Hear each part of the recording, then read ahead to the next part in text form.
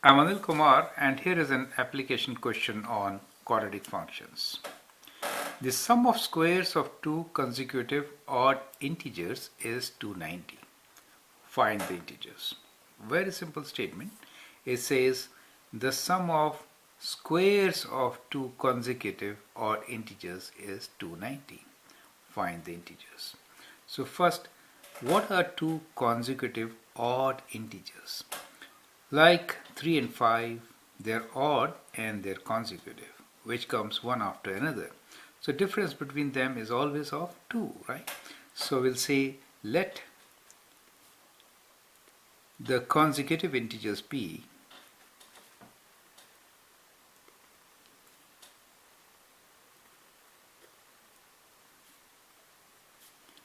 x and x plus 2. Now that is important because when they are both odd, their difference is always 2, right? So these are the two consecutive integers. Now let's write down equation. The sum of squares of two consecutive odd integers is 290. Sum of squares of these, that means x square plus x plus 2 square is equal to 290. So that is how you get your equation, correct?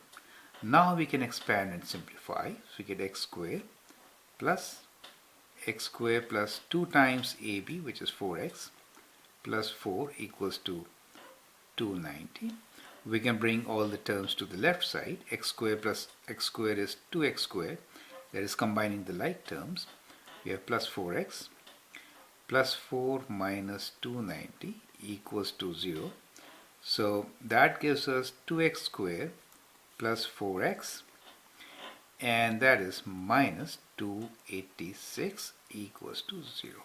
So that is the quadratic equation which we want to solve. We can factor 2 here, and then we get what?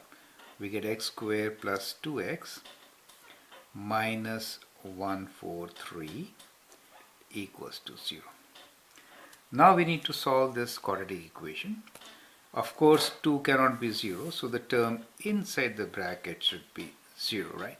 So that really means that x square plus 2x minus 143 equals to 0 is what we need to figure out, correct? So that implies this.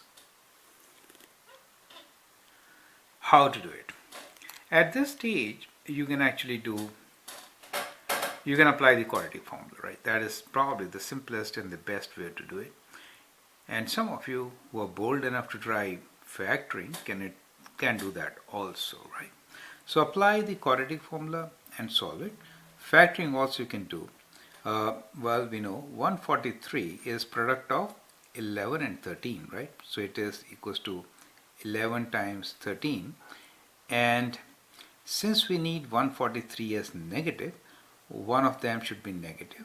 So that 13 should be negative. So that when you add, 13 should be positive, 11 should be negative. So that when you add, you get plus 2x, correct? So I'll do it by factoring since I know the answer kind of, okay? So we'll write this as x minus 11 times x plus 13 equals to 0. That gives us two solutions. One is x could be equal to 11 and the other one is x is equals to minus 13, right? Depending on these two solutions, two values of x, we actually get two set of solutions. If x is equals to 11, first integer, the second consecutive is 2 more, right? 2 more will be 11 plus 2, which is plus 13. In case we select x as minus 13, then 2 more will be minus 13 plus 2, which is minus 11, right? So these are our solution.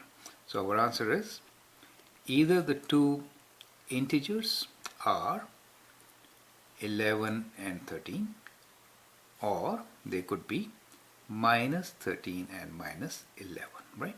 So these are our answers for the given question. You can of course apply the quadratic formula to solve it. You remember the quadratic formula. X is equals to minus b plus minus square root of b square minus 4ac divided by 2a, right? That will also give you these two values of x. I hope that helps, right? So that is how you should be doing it. Thank you and all the best.